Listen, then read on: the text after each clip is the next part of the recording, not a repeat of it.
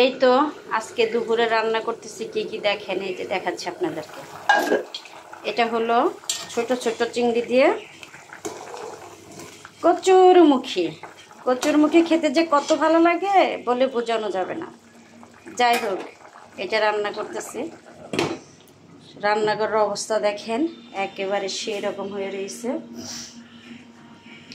যেখানে আদা রসুন বাটা, পেঁয়াজ, কাঁচামরিচ আরও কাটতে হবে। এই যে ডিম, আর এই যেটা হলো গিয়ে এটা চিংড়ি মাছের মাথা দিয়ে ভর্তা করেছি।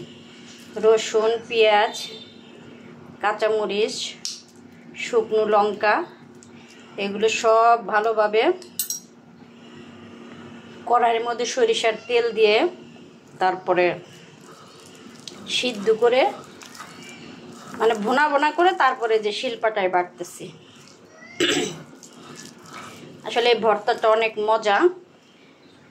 মজা দেখে এত কষ্ট করতে হয়। এই ভর্তা করতে গেলে আমার হাতে ছোসা পড়ে যায়, তারপরেও করি। এই যে এর আগে যেখানে ছোসা পড়ে গেছিলো, যেখানে দেখেন এই যে দাগ হয়ে রয়েছে এখানে, তারপরে করি। তারপরে যেখানে যে পাট শাক, এই পাট শাক রান্না করব, বেছে নেওয়া হয়েছে। আর দেখেন এই যে থালা বাসন কতগুলো রয়েছে, সময় করে ধুইতে পারি নাই। আর এখানে যে ডাটা কেটে নিয়েছি, দেখতে পাচ্ছেন তো ডাটা। এটা এই যে রুই মাছ দিয়ে রান্না করব। আর এই যে থালা বাসনের তো অবস্থা খুবই খারাপ। আসলে একা কাজ করলে যা হয় আর কি। আবার বুট আছে, সেই বুটটা ভুনা করব। আসলে এখানে আমি শিলপাটাটা উঠিয়ে নিয়েছি এই শুধু বাটনা করার জন্য। এখানে মূলত রাইস কুকারটা রাখি। এই যে রাইস কুকারটা এখানে রেখে দিয়েছি। এটা বাটা হলে পরে আমি ভাত বসিয়ে দেব। দেখে যে এটা এখনো হয় ভালোভাবে।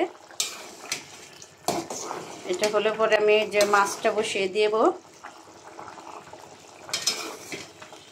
মানে বললাম না, এই কচুরমুখী খেতে খেতে পাগল হয়ে গেলাম। আজকে অনেক রৌদ্র উঠেছে, দেখেন এই যে অনেক রৌদ্র। আজকের আবহাওয়াটা খুবই ভালো। আজ 3 দিন যাবৎ রৌদ্র উঠতেছে। এখন আগে আমার কাজ হলো এটা, সেটা খেতে যে কত মজা লাগে, সেই মজা। যাই হোক, সবাই ভালো থাকবেন, সুস্থ থাকবেন। আল্লাহ হাফেজ।